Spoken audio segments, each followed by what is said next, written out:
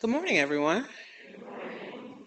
It's such a pleasure to be back here with you all again. I do have two opening quotations that I wanted to use to open up the time before I speak here today. The first is a quotation from a collective by the name of We the Urban, and they say, "May you do the bold thing so your life can finally shift. Face what scares you so that the universe can stop repeating itself." Second is from author Ruha Benjamin. "Ultimately, my hope for you is to imagine and craft the worlds you cannot live without, just as you dismantle the ones we cannot live within." And so that's my opening, my entry to my time and my remarks here today. First and foremost, thank you for the gift of song here with your own two hands. I can make the world. That fits right in with what it is I want to talk about. It's almost like you guys planned it. I appreciate that synchronicity bringing in for the message or the thoughts that I had to share with you all here today. I was thinking as I was preparing, the last time that I was here was mid-January. And it was actually right before I left the country because I spent the first 4 months of the year, or first 5 months of the year in Budapest, Hungary. And when I came and I gave my talk here, I went back and looked at my notes. I was here and I was talking about the revolution as renewal. Renewal was the theme for that month, and I was talking about the potential of revolution within renewal. And when things are new, they become new, and that is something very powerful and transformative. And it had a lot of hope to it. I was feeling very hopeful in the times, and I didn't know. I knew we were going into this shift in the political climate. It was before the inauguration of our current president. And I was very hopeful still of the potential of revolution within renewal. And I just wanted to say, in comparison, uh, today I'm a little frustrated. uh, the last time I was here talking about hopefulness and renewal, I'll say today I'm a little bit frustrated. And I want that to be uh, real in what it is that I had to share. And as I'm reflecting, the theme I was given for this month, I know you are talking about equality. And when I was thinking about equality and the frustrations that I've been experiencing in the world since the time that I last spoke, has everything to do with comparison and contrast of having lived abroad and come back here. It has to do with the shifts that have taken place in how we talk about the issues and concerns as a country, or how I have been looking and experiencing the challenges of building community, even where I'm at, back at my college, or even within my home environment. When we're talking about or thinking about equality, it's a word that, because of the circles that I run in, is very familiar, right? People talking about things should be equal. The work that I do outside of even my teaching is DEI centered, right? Which is a bad word to use apparently now, all right? Or uncertainty along with the term just using diversity, equity, and inclusion. But when I was thinking about my frustration, I was thinking about how much I wish the words of equity were treated not just as this is equal, it's equality, it's what we should want and have for the world, but also thinking about it in terms of balance. When you are at a state of equilibrium, you're at balance. And so, in the places where we don't have equality or equity, those are places that are inherently out of balance. And I wish that we were talking more about the desire for equality and equity as a realization of living in a culture that is out of balance. Anywhere where we don't have equality or equity, we are not in balance. It is a topsy-turvy, it's the swing of the pendulum, which is the metaphor that is oftentimes used, but it's this lack of balance.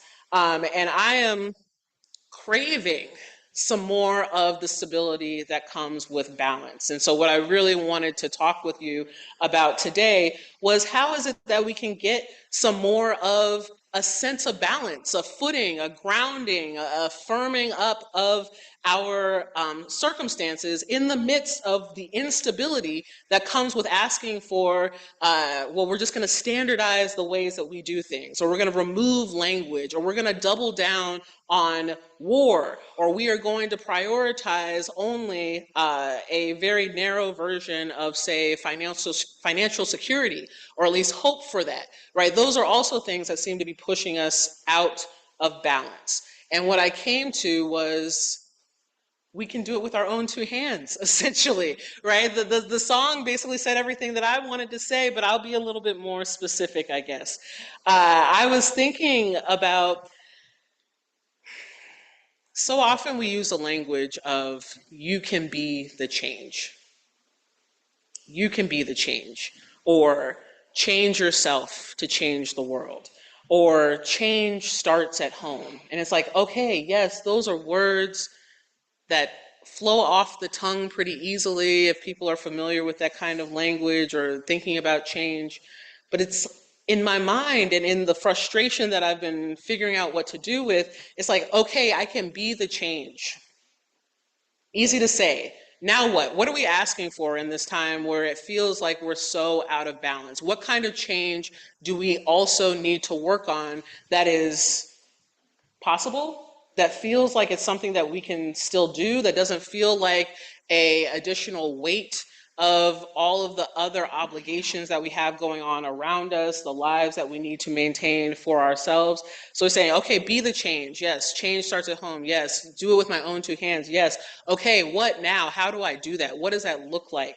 I've got a few areas where I want to explore how we can think about rebalancing our lives in this present moment. And the first one is talking about our stories. I think that our stories are out of balance. I think that the ways that we share what we tell and where we tell it needs more equilibrium. I think that the ways that we talk about the stories of who we can be in the future are not diverse enough. I'm somebody who, the work that I do at the college and in general and what I'm drawn to, I do a lot of work with media, looking at a lot of films, a lot of TV shows, listening to songs, and looking at reels or memes on social media. It's for work, I promise, right? It's not just to scroll, right? I'm doing it for work, but also it's a part of the culture in which we live. But what I have noticed is that the ways that we tell stories about where we could be, what's coming to us, what's in the near future, or even the distant future, those stories are so similar to one another. We are very frequently talking about the future as apocalyptic, even when we're using our imaginations, even when we're looking at something that's science fiction. It's a story. Our stories about the future, or about where we're going to be even 3 years from now, a year from now, 5 years from now, are filled with a lot of apprehension. They're filled with, we're on this path and we're headed to doom and gloom, destruction, a destroyed planet, an apocalyptic center, or an apocalyptic community. We are looking at zombies, all right? We're looking at a very desolate and destructed or destroyed world out ahead of us. And my thinking is, but we are here now and we are not yet in that future. And the stories that we tell about the future oftentimes train our mind to what we're looking towards or moving towards that's out ahead of us. Maybe we can reach it, maybe we can't. But I have a lingering and I have a growing frustration with seeing stories over and over again about how we can't even imagine a future where we're able to share resources, right? Even in Star Wars or any sort of movie going out into the forward, we're still fighting over things like resources. We still haven't figured out how to treat each other equally and fairly. We are dealing with some of the same issues and concerns that we have right now. And I'm not saying that those issues and concerns should magically dissolve when we're out far into the future, but I'm saying if we're telling a story about where we could be from here, and those stories are only about the worst of what we could have and not the best. To me, that's a signal that we could start telling stories about a more hopeful future even now. And that feels like a struggle. It feels like a struggle for me to imagine what a better story for the future could look or sound like. But then to me, it's like, but it's just tangible enough to be able to do, right? To tell a story or a fairy tale, right? Or a vision about what could be in a small community like a church or like a family or even like a school that says, what's the best version of this?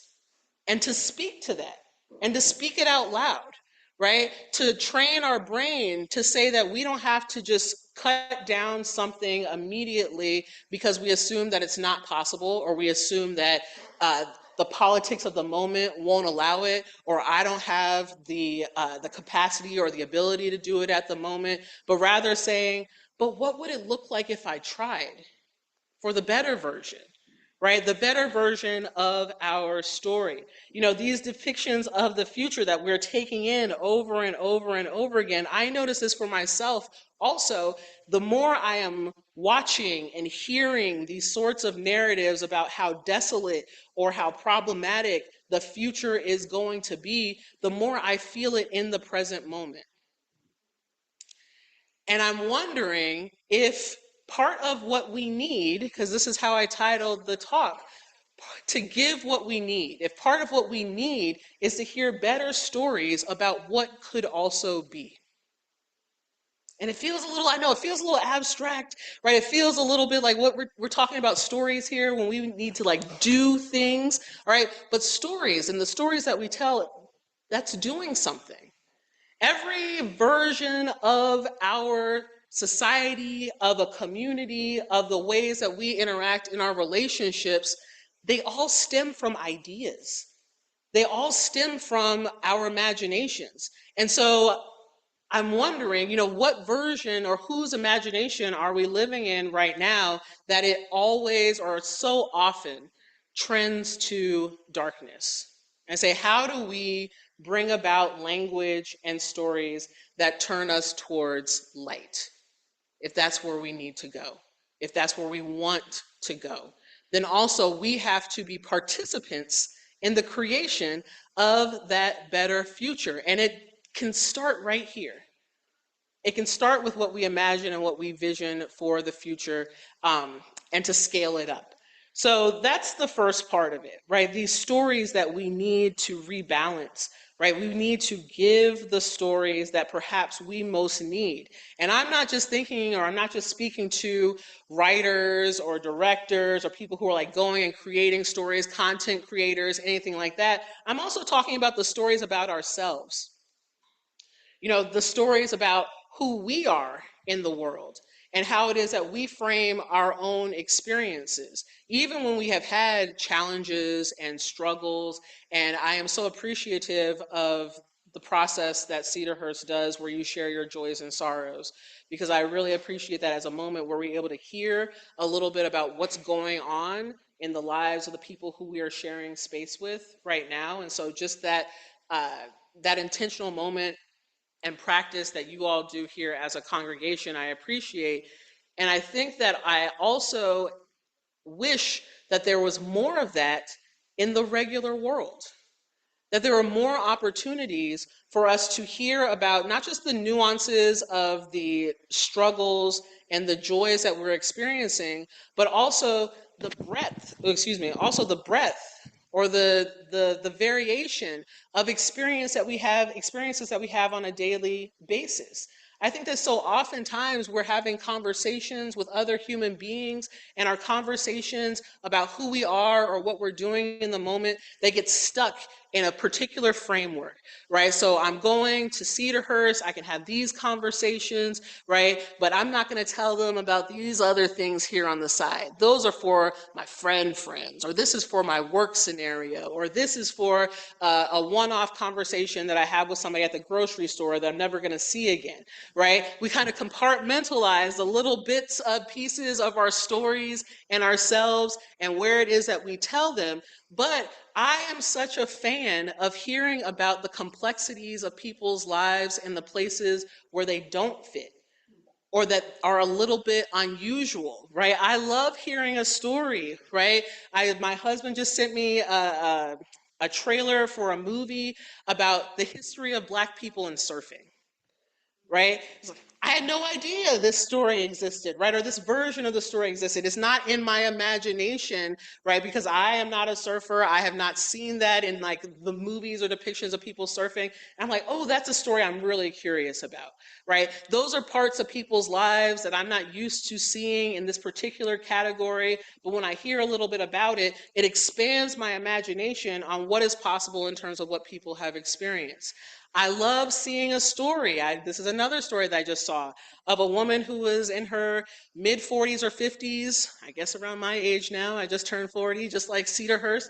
All right. I just saw a story the other day about a woman who wanted to go to raves, like big rave parties, but she was 40 or 50 years old and she was like, I'm older than everybody out here, but this is what I like to do. I like to show up and feel the music and be here at the party, and I like the youthful energy. She's like, I can just come for a little while and then I leave. I don't stay as long as the other people. But she was like, this is what I like to do. And she stood out in that environment that she was in, but that she loved it and that she went and pursued attending these big music festivals and then that she shared it with other people. It was like, I don't know if that's a story that I would hear if I wasn't just randomly scrolling on the internet, or that I would hear somebody tell me on a daily basis in a general interaction with them on just a general daily conversation, right? Those are the stories that I'm drawn to. I like those stories that disrupt. I like those stories that tell me about different likes and hobbies that don't fit, or where people have been radically transformed. I love hearing a story where about somebody who identifies as straight, but then they found queer love, right? Like it's a shift in the ways that we assume how people work, all right? But then the reality of their actual circumstances or their story confronts us in real life.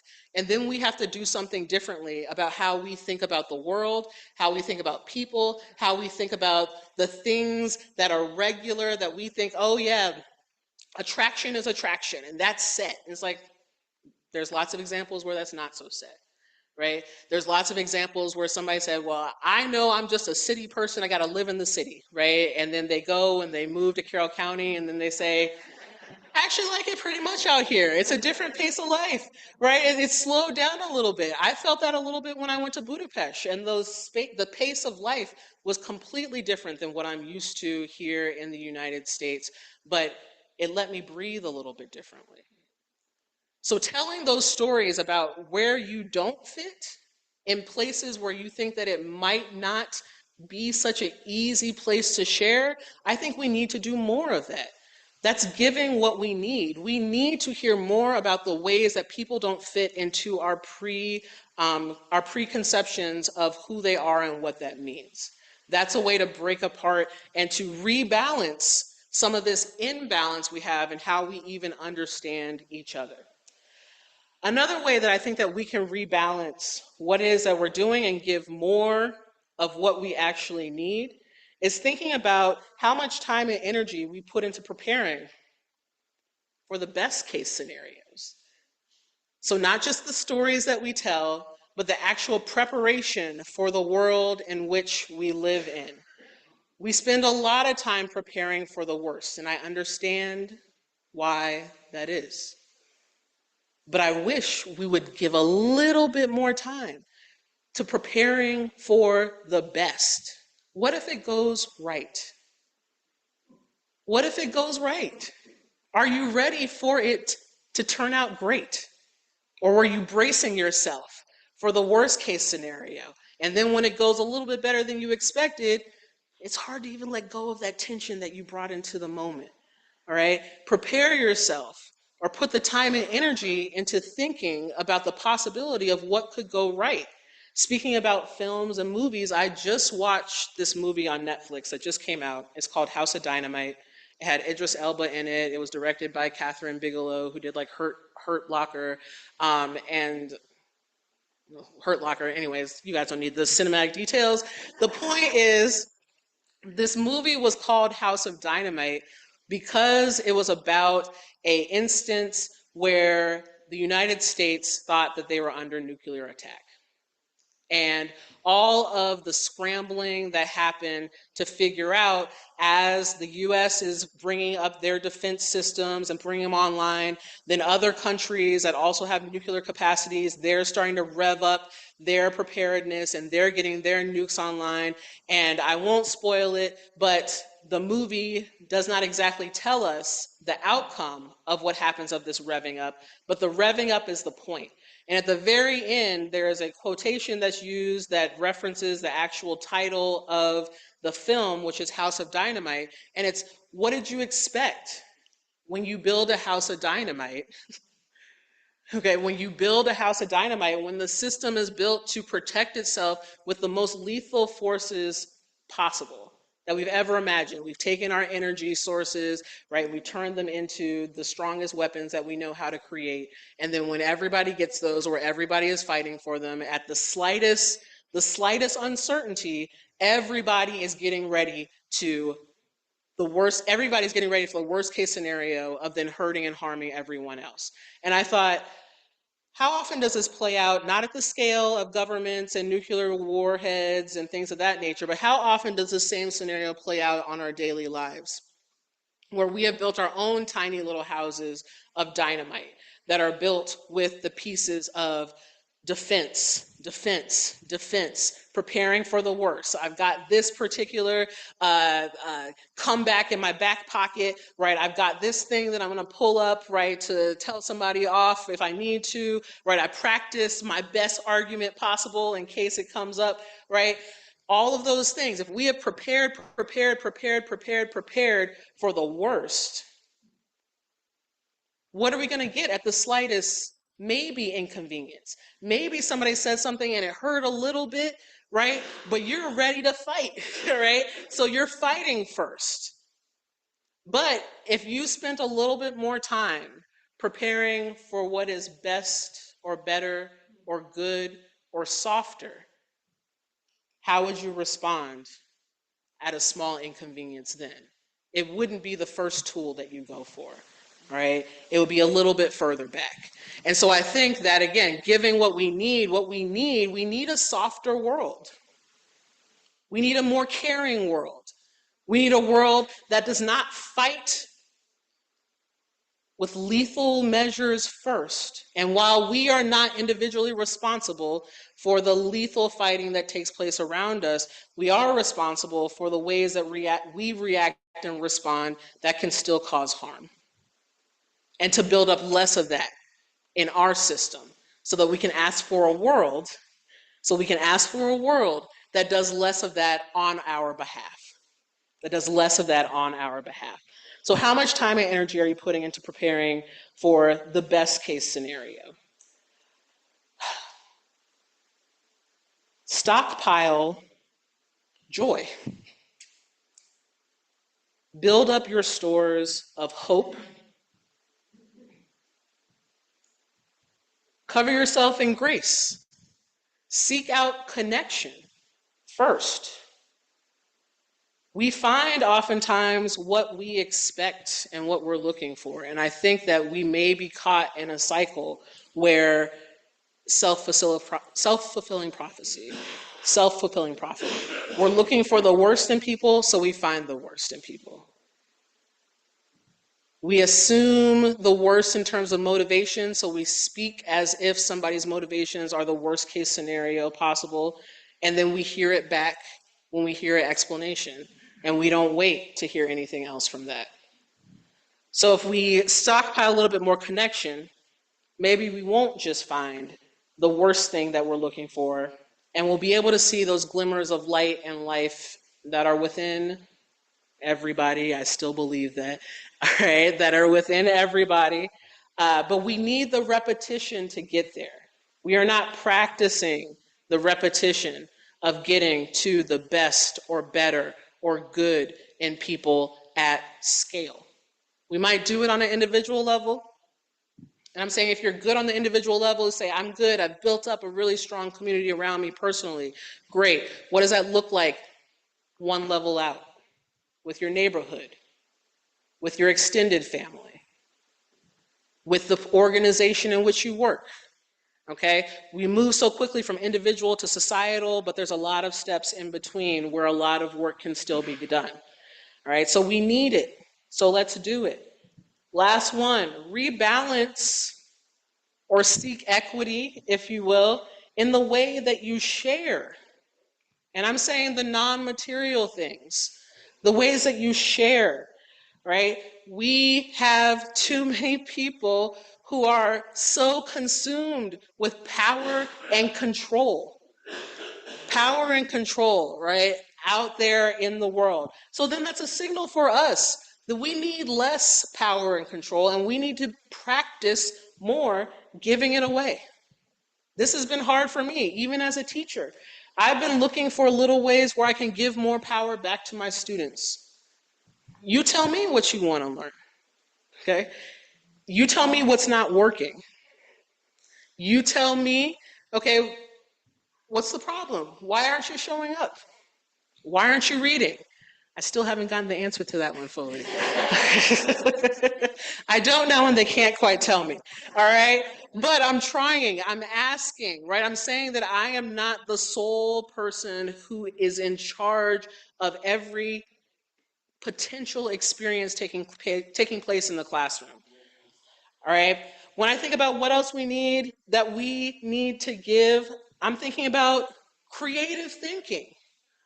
We need to be people who are creating more of these good things. We need to, yes, we can talk about the need for the arts and the love of the arts and music and painting and drawing and writing and things of that nature. But also, it's not just supporting it if we don't consider ourselves one of those things, if you don't consider yourselves an artist. I'm saying we need more art, we need more creativity. Everybody, get that coloring book. Okay? Pick up that coloring book. Pick up some markers. This is part of what I've also had to do for myself. I don't consider myself to be an artist, a painter or creator, but I started to get little nudges and little thoughts, even in my own life, about like, get this pack of 20 Sharpie markers, right? All these different colors. Usually that's my sister's neck of the woods, right? Getting a whole bunch of colors, and she's very artsy and things like that. But it's like, just get them, right? Draw when you feel so led. I don't know. It doesn't look like I'm just scribbling on the page and then coloring it in like my mom used to have me do when I was a kid and she didn't have any activity for us to do. Color in the lines right on the scribble. I'm doing that. But it is opening up a part of myself and my experience that I was not paying attention to before. So wherever you're at, bring a little bit more art, bring a little bit more creativity into your life and into your world. We need it. So we should also become better in the practice of giving it, even if it is just giving it to ourselves. The last one that I have in terms of rebalancing how you share, we just need to listen.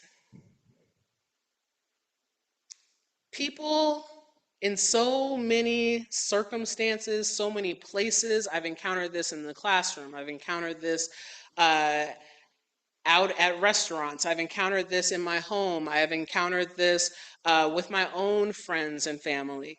Okay? People want to be heard. And we are in a culture and a time where there is so much noise, so many distracting elements that keep us from actually listening to each other. And I mean slowing down to listen, not just saying, I heard this thing and it went through my ears. I mean slowing down and paying attention and saying, I'm not going to consume 10 pieces of news today. I'm just going to listen to this one explanation and I'm done. And I'm done. I'm oversaturated, right? I've had enough. But if I listen to this one, I've heard one deep dive or explanation into a person's experience or feelings or interpretation. And that, the practice of that, is enough.